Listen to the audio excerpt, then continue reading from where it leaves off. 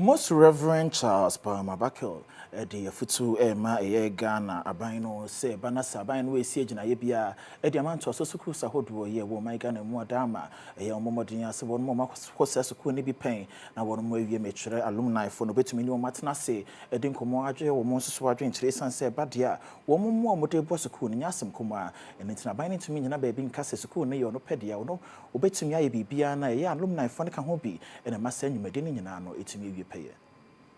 Patron now that's St. Augustine College. I know a most Reverend Charles Gabriel Palmer-Bakel, what the two buying any say one more basukus I would do more. Where we kono, unti womo, na de bebo suku no wonye ema womo. She mu say, enya ban kwa ene suku no, eyene dia, na mmom kromafo a womo so kwaje ntete ye ne ade kire ewo ho nso so. Wakabiye wasa ban etie. Wo de sansem we to jawa bra, St. Augustine edi ni mfinhie etoso aduokuno enumu a okokasa ye ewo ho. Government only approve these institutions, supervise and monitor them because there are many more who contribute to these institutions.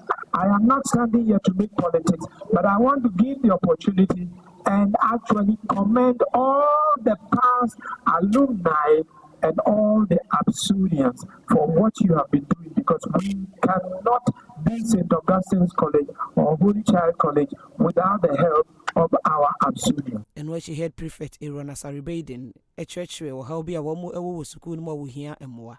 To maintain a conducive learning environment, we urgently need classroom funds and furniture, new dormitory beds, an expanded assembly hall, sports equipment, and refurbishment of the water pumping station. Mr. Chairman, the state of some of our houses calls for serious renovation, particularly Father Glenn House, St. Stephen's and St. Patrick's House, and Father Kenny House.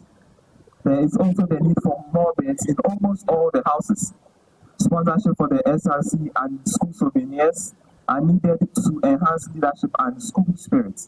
Ne krakra na suku panyina woda suku yano Reverend Father Dr. Patrick Godfred appear echere se ewumusa soyeyi etete adesuafo bebre nanso ehawa hodo bi wo hono mu a ewosa aban etenani ehwe. Your contributions will not only improve the physical comfort of our students, but also create a more conducive and inspiring atmosphere for learning, ensuring that St. Augustine's College remains a beacon of excellence for generations to come. We are immensely grateful for their proactive engagement.